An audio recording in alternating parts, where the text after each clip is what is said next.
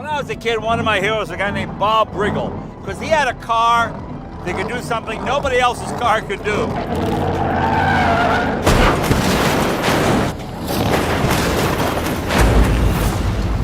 Damn it! You all right? Jay Leno owns somewhere north of 180 vehicles, and yet ask even a dedicated fan of his show to rattle off 5 of them, and most people run out of names after 3. That gap between how big the collection actually is and how little of it the public can recall is not a coincidence. Buried among the McLarens and the pre-war classics that get all the camera time on machines so unusual, so easy to walk past on screen, that long-time viewers have looked directly at them without ever registering what they were seeing. A few of these cars were never meant to survive this long. One of them technically was not supposed to exist at all past the 1960s. Start with the sound, because that is usually the first clue something is wrong in the best possible way. Most engines rumble when they fire up. This one whines, rising steadily from a low hum into something closer to a jet spooling up on a runway. That is Leno's Chrysler turbine car warming up in his garage, and the comparison to an aircraft is not just for effect, because underneath the hood sits an actual gas turbine instead of a piston engine. Chrysler built 55 of these cars in the early 1960s as a genuine experiment, loaning them out to ordinary families across the country to see whether a jet-style engine could realistically replace the internal combustion engine in everyday driving. The response from drivers was largely positive. Chrysler destroyed the vast majority of the fleet anyway, partly to avoid heavy import tariffs on the Italian-built bodies, and partly because turbine technology never penciled out financially for mass production. Only a handful escaped the crusher, and fewer still remain in drivable condition today. Leno first encountered one as a teenager at the 1964 World's Fair, watching it loop around a display track until he simply could not tear himself away, and decades later he finally tracked one down for his own collection. The styling came from Chrysler designer Elwood Engel, with the bodies hand-built in Italy, and the turbine itself was remarkably adaptable, capable of running on diesel, kerosene, and even, according to Leno's own retelling, tequila in a pinch. For years he drove the car regularly, until the aircraft-grade turbine finally seized, turning a 60-year-old machine with almost no remaining parts supply into an extraordinarily expensive ornament. Getting it running again meant reaching out to the very engineering firm founded by the man who built the original turbine, and assembling a team of veteran specialists just to coax one engine back to life. When it idles, it does so at over 20,000 RPM. It is not a static museum piece sitting under a rope. It is a genuinely dangerous, genuinely alive piece of engineering history. As famous as the turbine car has become among serious collectors, the next standout in Leno's garage hides in plain sight specifically because nobody would think to look twice at it. Picture an unassuming subcompact from the 1980s, the kind of forgettable economy car nobody has ever photographed at a car show. Now imagine 2 car industry veterans deciding to rip its factory engine out entirely and drop in something wildly disproportionate to its size. That is essentially what happened when a builder with a background in endurance racing pit crews teamed up with a professional rally driver who had just spent time behind the wheel of one of the wildest rally cars ever built. Frustrated that no American manufacturer had ever produced anything comparable, the pair settled on transplanting a 200-plus horsepower V6, borrowed from a high-performance Ford sedan, into the back of a tiny economy hatchback, sending power to the rear wheels instead of the front axle it was originally designed around. The finished product still looked exactly like the cheap little car it started as, which was precisely the point. The builders originally hoped to produce a couple hundred of these disguised pocket rockets through their small company, betting there was a market for an American exotic that hid its performance behind completely ordinary butterwork. Reality did not cooperate. Each finished example cost tens of thousands of dollars to build at a time when convincing anyone to spend that much on what looked like a rental car proved nearly impossible. By the time the project quietly wound down, only a handful of customer cars and a single prototype had ever been completed. Leno owns one of the earliest built, and he has kept it since purchasing it new. Despite weighing barely a ton and looking like nothing at all, it can outrun sports cars that cost several times as much, hitting highway speeds in a handful of seconds and covering a quarter mile faster than many purpose-built performance cars from the same era. He later added a nitro system of his own on top of an already absurd build, pushing a car that looks like grocery store transportation into genuinely startling territory, all while it kept its factory air conditioning and comfortable seating intact. Not everything unusual in the collection even tries to look like a conventional automobile in the first place. One custom designer, known for treating vehicles more like rolling sculpture than transportation, has built Leno several machines that blur the line entirely. Their working relationship goes back more than a decade, beginning with an outlandish, tank-inspired custom that Leno still refers to affectionately by its nickname. When the same designer decided to build something new, he skipped cars altogether and started instead with ordinary Italian scooters, both two-wheeled and three-wheeled versions, before reimagining them completely by hand. The resulting pods are low, bullet-shaped, and unmistakably inspired by Art Deco science fiction illustration, the kind of thing a 1930s pulp magazine cover artist might have imagined as personal transportation for the future. The designer has openly described the inspiration as something out of classic space adventure serials, and the build process backs that up completely. He stripped away the factory plastic bodywork from each scooter and replaced it with hand-formed aluminum panels riveted together using old-world coach building techniques, all while keeping the underlying mechanics fully functional. These machines can still lean into corners like a normal scooter and still reach highway speeds, but they do not fit into any conventional category of vehicle. They are not muscle cars, they are not luxury cars, and they are barely street machines in any traditional sense. They are one-off design experiments, and Leno owns two of the earliest examples ever made.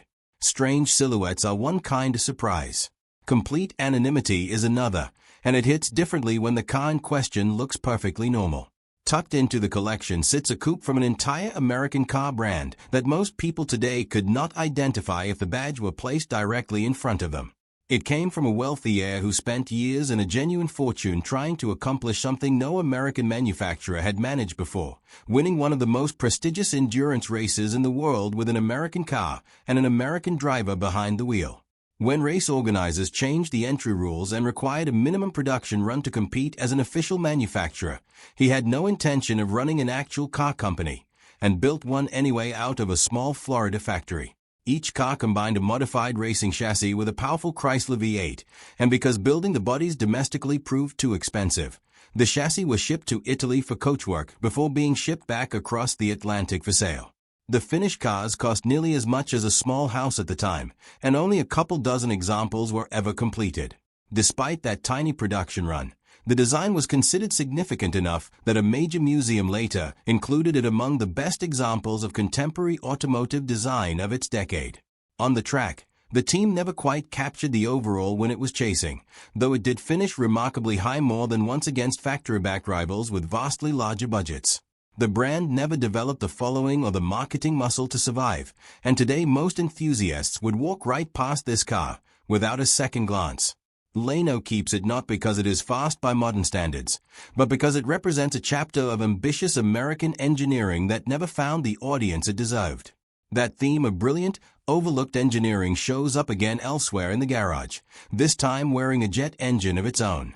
Decades after Chrysler shelved its original turbine experiment, an entirely separate turbine project began the same way many of Leno's strangest builds begin, as a rough sketch passed between friends. The concept moved from Leno and his longtime chief mechanic to a senior design executive at General Motors, and within roughly 2 weeks GM's advanced design studio had turned that sketch into a real shape, borrowing visual cues from fighter jets and open-wheel race cars. The resulting concept debuted at a major automotive trade show, built on a modified Corvette chassis and wrapped in a lightweight carbon fiber body. Underneath sits a genuine helicopter-grade turbine engine, the same type used in rescue and utility helicopters, producing well over 600 horsepower and capable of running on biodiesel.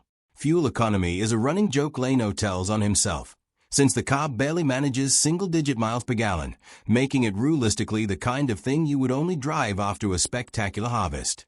On paper, it is theoretically capable of speeds approaching 250 miles an hour, though in practice it exists purely as a rolling demonstration, proof that turbine power could still deliver serious performance decades after the original Chrysler experiment quietly faded away. Place the two turbine cars side by side, and you get a conversation spanning roughly 40 years between two completely different generations of engineers, both chasing the same unconventional idea, both ultimately abandoned by an industry that never found turbines commercially practical. Turbines are far from the only extinct technology hiding in that building. Entire car brands vanished from the market decades ago, and several of them sit only a few feet apart in Leno's collection. One came from a former top engineer at Ford, a man credited with developing key advances in automotive steel, and who left the company a wealthy man to build cars under his own name in Michigan, powered by a self-cooling overhead cam V8. The company built somewhere in the range of a dozen thousand cars before folding, and only a small fraction are believed to survive anywhere in the world today. Elsewhere sits an early European rotary engine sports car, the very first of its kind sold to the public, built years before a major Japanese manufacturer made rotary engines famous on a much larger scale. Only a few thousand were ever produced, each one making modest horsepower from a compact engine tucked behind the rear seats, before persistent sealing problems eventually helped push the manufacturer toward being absorbed into a larger automotive group. And nearby sits a British Grand Tourer from the same general era, pairing a large, relaxed American V8 with a lightweight fiberglass body and genuinely advanced adjustable suspension for its time, of which only a few hundred examples were ever built before it was overshadowed by its far more famous successor. None of these three brands survive today in any meaningful form, and each represents a company that tried something genuinely different and ultimately lost the business fight anyway. The final standout in the collection proves that sometimes the rarest secrets hide inside the biggest, most recognizable badges rather than the smallest ones. A particular Mercedes-Benz flagship sedan from the 1960s and 1970s was never a conventional luxury car to begin with, since every window, the sunroof, the seats, and even the trunk lid operate on a complex hydraulic system rather than ordinary electric motors. That level of obsessive engineering made it the most expensive car in the world at launch, more costly than even a contemporary Rolls-Royce, and it became the preferred vehicle for heads of state, business titans, and, less flatteringly, more than a few authoritarian leaders. The engineering underneath is almost comically overbuilt, with a steel body bolted to a steel chassis, so rigid that lifting one corner of the car lifts both tires on that side clean off the ground. Only a small number of exotic variants were ever produced, including an open-top parade version, a stretched limousine with extra rear seating, and a fully armored edition built for buyers who genuinely needed one. Very few of these cars were ever brought into the United States, which makes finding one on American soil rare enough before anyone even starts modifying it. Leno has called it his personal favorite car in the entire collection, a preference that traces back to his teenage years working at a Mercedes dealership. Mercedes never offered a factory supercharged version of this car, yet Leno's example has one anyway, built by a specialist restorer known specifically for his work on this model, boosting output from roughly 300 horsepower to well over 500. As far as anyone can determine, it is the only supercharged example of its kind in existence anywhere in the world, and restoring it in the first place is notoriously punishing, since a single window switch can cost thousands of dollars to replace, and the hydraulic systems running nearly every function in the car are considered among the hardest in the world to service correctly. Leno drives his anyway, and that single habit says more about his approach to collecting than anything else on this list. A typical museum protects rarity behind glass and expects quiet admiration from a distance. Leno starts the engines instead, driving the turbines, the disguised economy car, the vanished brands, and even a Mercedes that should not technically exist, treating every one of them the same way he treats his most famous machines, as tools built to be understood rather than simply displayed. The real point of a collection this size was never about which single car is worth the most money. It is about how many genuinely remarkable machines can sit in plain sight for years before anyone finally notices what they were looking at all along. Like, subscribe, and follow for more.